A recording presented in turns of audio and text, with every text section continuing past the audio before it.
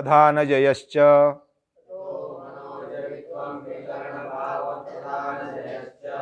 ततो मनोजयित्वं विकरणभावप्रधानजयश्च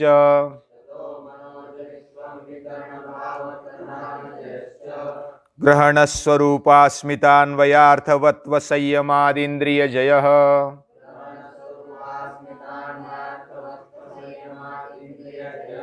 ग्रहणस्वरूपास्मितान्वयार्थवत्वसंयमादिन्द्रियजयः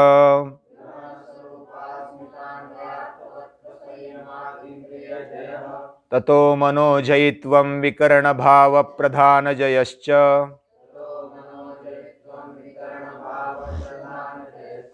ततो मनोजयित्वं विकरणभावप्रधानजयश्च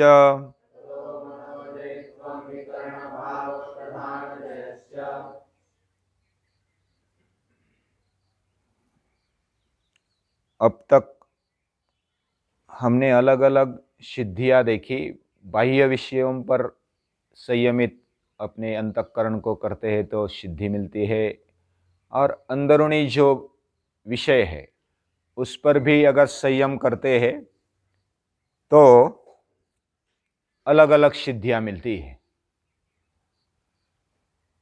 उधर भी स्थूल सूक्ष्म सूक्ष्मतर ऐसे अलग अलग विषय होते हैं और उस पर भी संयम करने से अलग अलग सिद्धियां मिलती है।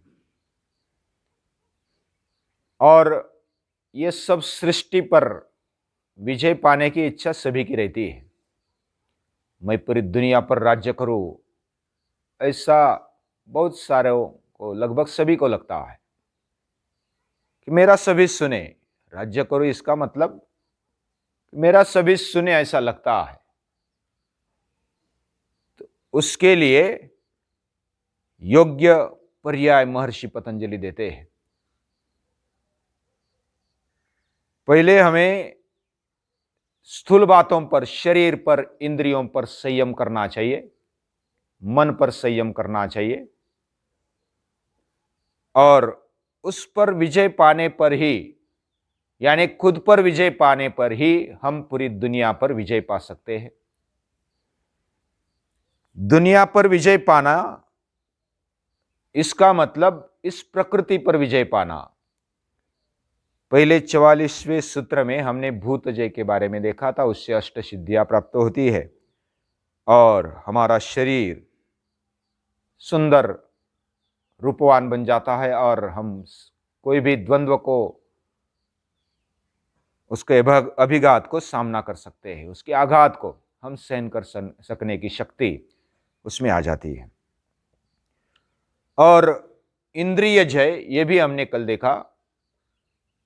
मन के साथ इंद्रियों पर विजय पाना, यह सबसे बड़ी बात होती है। यही योग में अंतिम चरण तक जाने का महाद्वार है, प्रत्याहार, उसको हमने देखा है। इंद्रिय पर जय कैसे पाए? ज्ञानेंद्रिय, कर्मेंद्रिय, इसके 5 अवस्थाओं पर संयम करने से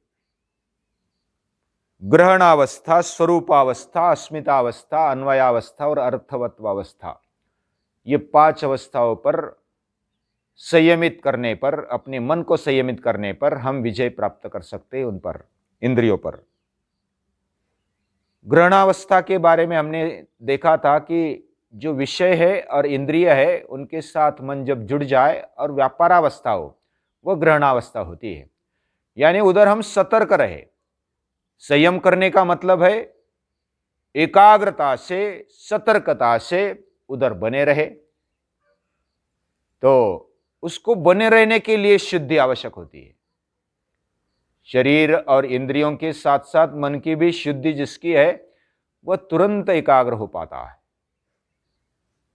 और उसकी एकाग्रता जब ज्यादा देर तक बने रहती है तो सतर्कता के साथ वो ज्ञान प्राप्त करता है। उसके जो समझ में आता है वही वो ज्ञान होता है। और स्वरूपावस्था में दूसरी जो अवस्था है, उसका स्वरूप क्या है, लक्षण क्या है, उधर संयम करने से, यानी उधर सतर्कता बरतने से, एकाग्रता बरतने से हमें अलग अलग सिद्धियां प्राप्त होती, उसके बारे में ज्ञान प्राप्त हो जाता है। यानी मन को और इंद्रियों के साथ जब वो किसी विषय के साथ जुड़ जाता है, उसके आगे पीछे वाला वो देखता है, जैसे स्थूल पर एकाग्र हुआ, स्थूल चीज पर, उसके बाद उसकी सूक्ष्मता पर एकाग्र हुआ, फिर उस सूक्ष्मता में और क्या क्या है उसके साथ में, तो तीन गुणों का हमने अभ्यास भी किया। यानी कोई भी चीज 3 गुणों से युक्त ही है, यह पक्का ध्यान में रखना है। फिर हमें कैसे जाना है, किसको छोड़ना है, किसको पकड़ना है, यह ध्यान में आएगा। समझो हमें भूख लगी है और हम खाते हैं और गुलाब जामुन है, तो गुलाब जामुन खाने में एकाग्र हो गए, वो ग्रहणावस्था। अभी उसकी स्वरूपावस्था क्या है, वह जब निर्व्यापार हो जाते हैं इंद्रिय और मन, यानी खाना खत्म हुआ, फिर बाद में ज्यादा हुआ क्या कम हुआ, वो लक्षण ध्यान में आ जाते हैं। खाना हमारा ज्यादा हो गया है तो पेट फुल हो जाता है, डकार आने लगते हैं, अंदर गैस पैदा होने लगते, जैसा भी समय जाए उसके साथ साथ पेट फूलने लगता है गैस के कारण। ये परिणाम दिखाई देते हैं, वो निर्व्यापार अवस्था में उसके परिणाम दिखाई देते हैं, लक्षण दिखाई देते हैं। तो उससे हमें अभ्यास करते करते पता चलना चाहिए कि कितना खाना है, कितना नहीं खाना है। यह स्वरूप अवस्था है। उसके बाद अस्मिता अवस्था है, मैं क्यों खा रहा हूं, कौन खा रहा है, किस लिए खा रहा है, क्यों खाना है, इन सब बातों को मेरे साथ क्या संबंध है, ये ढूंढना, ये सतर्कता से देखना, ये अस्मिता अवस्था है। मैं हूं और जो विषय है इनका क्या संबंध है, मैं हूं, मैं कौन हूं, इसका भान होना, यह अस्मिता अवस्था है। तो मेरे इंद्रिय, मेरा मन, उसके बारे में भी, उसके स्वयं के बारे में सोचना, इंद्रिय किस लिए, मन किस लिए, उसके साथ जो अहंकार जुड़ा है वो क्यों जुड़ा है, यह अस्मिता अवस्था है। फिर अन्वयावस्था, अन्वय यानी उसको जैसा हम प्रयोग करते समय एक एक चीज को थोड़ा दूर दूर करते और देखते कि ये क्या है, ये क्या है, ये क्या है, उसका क्रम कैसा है, क्रम बदलने पर क्या होता है, क्रम सीक्वेंस आने पर क्या होता है। तो ये सब बातें देखना, ये अन्वयावस्था है। और हमारा मन वो ताकत रखता है। इंद्रिय भी, जैसे इंद्रियों को हम इंद्रिय मानते हैं, वैसे मन भी एक इंद्रिय है। और लास्ट वाली अवस्था है अर्थवत्व अवस्था। अर्थवत्व में हम लास्ट में उसका हेतु जानते हैं, ये क्यों, यानी हमें जीवन क्यों मिला, ये इंद्रिय क्यों मिला, अंतःकरण क्यों मिला, और इसका प्रयोजन क्या है। इसके प्रयोजन के बारे में जो सोचने की और उस स्थिति की जो अवस्था है, उसको अर्थवत्व बोलते हैं। यानी जैसे इंद्रिय के बारे में अगर जय पाना है तो इंद्रिय का मूल हेतु क्या है, क्यों दिया हमें, क्या हेतु होगा देने वाले का, मन क्यों दिया हमें, इसके बारे में सोचना, उस पर एकाग्र होना, संयमित होना। और ये जब हर एक अवस्था पर जब हम संयमित होते हैं तो हमें इंद्रिय जय मिल जाता है। अभी इंद्रिय जय से क्या होता है, ये स्थूल चीजों पर पहले हमने देखा तो इंद्रिय जय हुआ। ये तमोगुण के कारण जो भी स्थिति हमारी बनी, उस स्थिति को देखते हुए हम एकाग्र बने और उस पर जय प्राप्त किया। और उसके बाद मनोजयत्वम अगले अभी सूत्र में दिया है, ततः उसके बाद इंद्रिय जय से क्या होगा, मनोजयत्वम, मन में ऐसी ताकत बढ़ेगी कि वो वायु की गति से या तो उससे भी ज्यादा गति से वो विचरने लगेगा। यानी अभी पहले तमोगुण और उसकी स्थिति पर संयम हुआ है, उसके बाद अभी रजोगुण पर महर्षि पतंजलि ध्यान खींचना चाहते हैं कि रजोगुण को भी कंट्रोल कर लो। रजोगुण पर एकाग्र होने पर, यानी रजोगुण का मूल है प्राण शक्ति, और प्राण शक्ति से ही हमारी हलचल होती है, हम कार्य कर सकते हैं, कर्मेंद्रिय और प्राण शक्ति। हमने कल देखा था तमोगुण के कारण पंच तन्मात्रा यानी कि 5 शब्द स्पर्श रूप रस गंध और इंद्रिय उनके साथ विषय के साथ जुड़ जाते हैं, तो वो ये जो 5 अवस्था में जिधर जिधर जुड़ जाते हैं उस पर संयमित होना। दूसरी बात है रजोगुण पर संयमित होकर के प्राण शक्ति को कंट्रोल करे तो रजोगुण कंट्रोल में आ जाता है। तो प्राण शक्ति कैसे कंट्रोल करे, तो उस पर संयमित हो जाए, उसके अलग अलग जो भी विभाग है उस पर संयमित हो जाए। जैसे प्राणायाम से प्राण को हम कंट्रोल कर सकते हैं। इधर ऐसे दिया है कि मनोजयित्वम, ये इंद्रिय जय का परिणाम है। इंद्रिय जय से मनोजयित्व आता है, इंद्रिय हल्के बन जाते हैं, वो जिधर भी चाहे उधर हम उसको एकाग्र कर सकते हैं, और मन की गति इतनी तीव्र हो जाती है कि वो कभी कहां पर भी जा सकता है और उस पर विजय प्राप्त होता है। हम जिधर चाहे उधर वो एकाग्र होता है, और ये मनोजयित्व है। प्राण शक्ति पर और कर्मेंद्रियों पर कंट्रोल हो जाता है। किसी किसी का शुरुआत में इंद्रिय पर कंट्रोल ही नहीं होता है, हम कुछ भी बोल देते, कुछ भी खा लेते, बाद में पता चलते कि अरे ये नहीं खाना चाहिए था, ये नहीं बोलना चाहिए था। हमारे इंद्रिय है, हम खुद पर ही कंट्रोल नहीं कर पाते। फिर हाथों से भी किसी को भी कुछ भी कर बैठते, मार बैठते, या तो कुछ भी कर बैठते, पता नहीं चलता, बाद में पता चलता है कि अरे ये नहीं करना चाहिए था। ये कर्मेंद्रियों पर कंट्रोल नहीं है, हमारी प्राण शक्ति इधर उधर भटकती है और कंट्रोल नहीं होता। उसके लिए आहार से लेकर के, स्थूल चीजों से लेकर के सूक्ष्म चीजों तक, तमोगुण से लेकर के तमोगुण, रजोगुण, रजोगुण की जो मर्यादा है या तो जो शक्ति है उसको जानकर हम अगर उस पर जय पाते हैं तो मन का बहुत ही स्पीड बढ़ जाता है। प्राण और मन का संबंध है, ये भी हमने बहुत बार देखा। प्राण पर विजय पाते हैं तो मन पर विजय पा लेते हैं, मन पर विजय पा लेते हैं तो प्राण पर विजय पा लेते हैं। चले चित्तम चले वायु, निश्चले निश्चलम भवेत। और उसके बाद विकर्ण भावः, यह भी रजोगुण पर ही कंट्रोल का एक परिणाम है।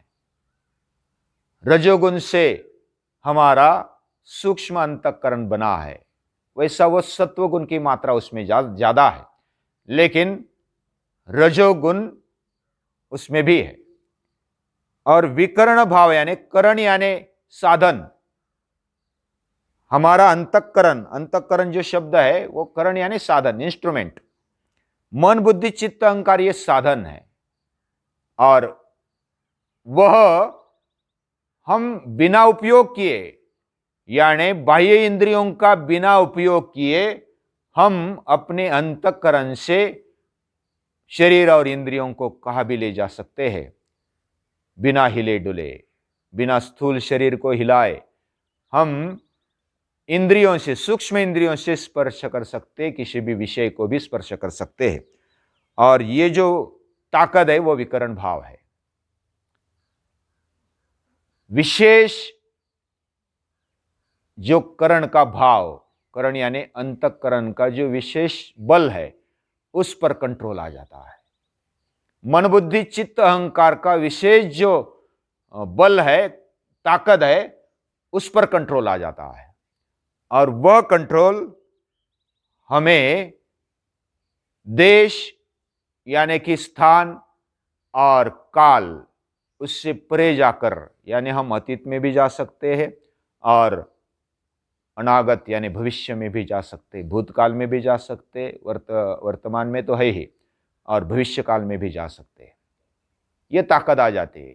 इसका जो कृष्णा जी केशव कोलाटकर वो बताते हैं कि ये कैसे होता है, तो वो बताते हैं कि सत्वगुण की मात्रा जब बढ़ जाती है, शुद्धि बढ़ते बढ़ते, तब सत्वगुण सभी को प्रकाशित करता है। जैसे सूर्य है, सूर्य जब आता है तो स्थूल चीजों को प्रकाशित करता है, लेकिन वो जब अंदर घुसा हुआ होता है तो अंदरूनी चीज को भी प्रकाशित कर लेता है। यानी हमारे अंदर तेज है, हमारे अंदर के अवयव प्रकाशित है। वो प्रकाशित होने के कारण अंदर में भी ज्ञान के कारण हम अंदर क्या है वो जान सकते हैं। हम समझो कि जो घास है, या तो हम जो खाते हैं तो हाथ में जो घास लेते हैं या तो पदार्थ लेते हैं वो अंदर डालते हैं। अंदर डालते डालते इधर महसूस होता है कि वो किधर जा रहा है, कैसे जा रहा है, उसकी ठंडी उसकी गर्मी वो पता चलती है, बिना देखे ही पता चलती है, ये अंदाजा तो आ जाता है। ये जो समझ है वो ज्ञान के कारण होती है। वो अंदर प्रकाश है, प्रकाश के कारण, तेज के कारण हमें ज्ञान होता है। और वर्तमान का जैसे ज्ञान होता है वैसा भूतकाल का भी हो सकता है और भविष्य काल का भी हो सकता है। ये विकरण भाव है, ये अंतःकरण की शक्ति है और ये रजोगुण पर कंट्रोल आने पर मिल जाती है। और तीसरा है प्रधान जय। ये सबसे प्रधान, जैसे प्रधानमंत्री हम बोलते हैं, प्रधान यानी सबसे मुखिया, सबसे मुख्य, वैसे ये प्रधान यानी प्रकृति। प्रकृति ये सबसे प्रधान है। भगवान के बाद जो सबसे महत्वपूर्ण व्यक्ति है वो प्रधान है, प्रधानमंत्री है। वैसे भगवान के बाद, ईश्वर के बाद सबसे जो प्रधान है वह है प्रकृति।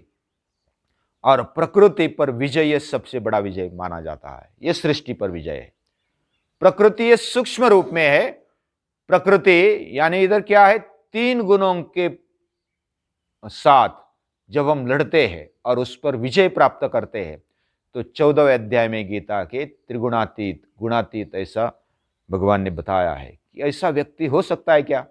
हो सकता है। तीनों गुणों पर विजय पाने वाला व्यक्ति होता है और वह स्थितप्रज्ञ, गुणातीत या तो ज्ञानी भक्त, ऐसा श्रीमद् भगवद गीता उसका वर्णन करती है।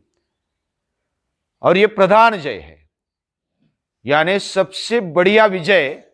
अगर अब तक महर्षि पतंजलि ने जो बताया उससे प्रधान जय सबसे बढ़िया विजय है। ये जय प्राप्त होने पर सभी पर कंट्रोल, पूरे सृष्टि पर कंट्रोल हमने पा लिया। लेकिन वो किससे पा लेते हैं? तमोगुण पर, रजोगुण पर, सत्वगुण पर विजय पा लिया। उसके बाद उससे भी परे सत्वगुण से, तत्र सत्वम निर्मलत्वात् प्रकाशकमनामयम सुख संगेन बध्नाति ज्ञान संगेन चानघ। सुख के साथ, ज्ञान के साथ सत्वगुण हमें जोड़ देता है और वो प्रकाशक होता है, वो निर्मल होता है, वो अनामय यानी अपने शरीर को, मन को निरोगी बना देता है। ये सभी मिलता है। लेकिन जो तमोगुण से, रजोगुण से उठ जाता है उसी को मिलता है। और उस पर जाने के लिए, उस वहां तक जाने के लिए मेहनत की आवश्यकता होती है। जैसे हम व्यायाम करते हैं तो शरीर गर्म हो जाता है, पसीना आ जाता है तो फिर शरीर हल्का हल्का लगने लगता है, ये हम अनुभव करते हैं। जैसे शरीर के बारे में हम अगर व्यायाम करते, मेहनत करते हैं तो शरीर हल्का हो जाता है, शुद्ध हो जाता है। उसी प्रकार मन पर, अंतःकरण पर मेहनत करते हैं तो मन भी शुद्ध हो जाता है। और उसकी मेहनत है एकाग्रता, उसकी मेहनत है प्रार्थना, यह अंतःकरण की मेहनत है। और उससे भी ज्यादा बुद्धि की मेहनत कैसे होती है? अभ्यास से होती है, वारंबार अभ्यास से होती है। और कृतश्च पुनः पुनः करणम, बार बार करने पर अभ्यास होता है और बुद्धि का शुद्धिकरण होता है। और धीरे धीरे आत्मशक्ति भी फिर प्रकाशित होने लगती है। वो प्रकाशित है ही, लेकिन बाकी का आवरण उस पर होता है और वो आवरण निकल जाता है तो अपने आप प्रकाश छाने लगता है, जीवन में स्पष्टता आने लगती है और धीरे धीरे आगे बढ़ते हुए प्रधान जय होता है। यानी सत्वगुण पर भी जय प्राप्त करते हैं। और सत्वगुण भी वो ज्ञान के कारण अहंकार आ सकता है तो अहंकार पर भी विजय प्राप्त करना, ये प्रधान जय है। और उससे भी अतीत होना, उसका भी अहंकार छोड़कर उस आत्म तत्व पर विजय पाना, उस पर विजय पाना, वैसे ये भाषा नहीं बोल सकते, लेकिन आत्म विजय यानी खुद पर खुद का कंट्रोल, आत्मन्येवात्मना तुष्टः। और 6ठे अध्याय में बताया है एनात्मैवात्मना जितः। जो अपने आप पर विजय पाता है वह सबसे बढ़िया होता है, वो अपना बंधु होता है। एनात्मैवात्मना जितः अनात्मनस्तु शत्रुत्वे वर्तेतात्मैव शत्रुवत्। जितात्मना प्रशांतस्य एनात्मैवात्मना जिता। जिसने अपने आप को जीत लिया वो सभी को जीत लेता है। ये इधर प्रधान जय बताया। अभी उसका परिणाम क्या होता है ये अगले सूत्र में है, वो कल देखेंगे। तब तक रुकते हैं।